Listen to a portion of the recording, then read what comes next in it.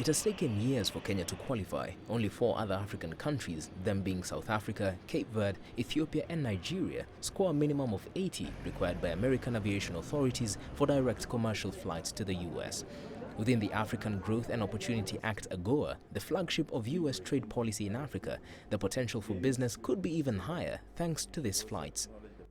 Now it means when you talk about AGOA and you talk about Kenyan traders, they have an opportunity to directly move to the US and transact and come back. When you talk about US investors, the same thing. Because remember, we are in 2 different time zones. And sometimes the time zones might discourage a potential investor, looking at the time to travel. There's so many connections. Now, if you offer them a chance that, there's a direct flight, it makes it easier for them then to make decisions. So it's a significant point. AGOA allows nearly 40 countries in sub-Saharan Africa to export some goods free of duties and quotas to the United States. The pact is, however, accused of imbalances, as the US only grants access to exports that do not affect local markets, while African nations have less to say. The issue of sovereignty has been raised. It also increases the level of dependency, and that dependency may not be very good for the country in the long run.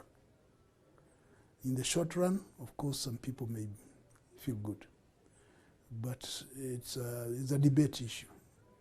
Did we do the right thing in that regard, especially when it is not reciprocal?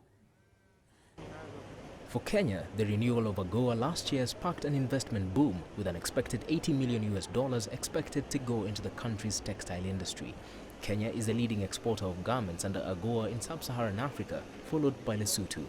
The industry earns about $400 million a year exporting garments.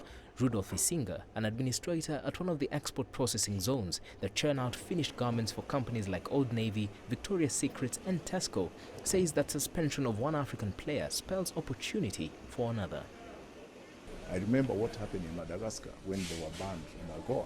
Most of investors now ran away. They came to Kenya, some went to Ethiopia, and that was the thing. So once he put some stringent measures on South Africa, you'll feel most of investors now will have to look for a place where the country complies, like in Kenya or another country like Uganda or in other countries. So that's how it happens. Analysts say tariff-free access is not enough. A range of problems are holding back African exports, from poor transport links to costly electricity to corruption and bureaucracy. I would say don't surrender to the US to prepare you to be export ready. Once your country is AGOA eligible, you should invest heavily in your population to have a constituency of exporters that can take advantage of AGOA.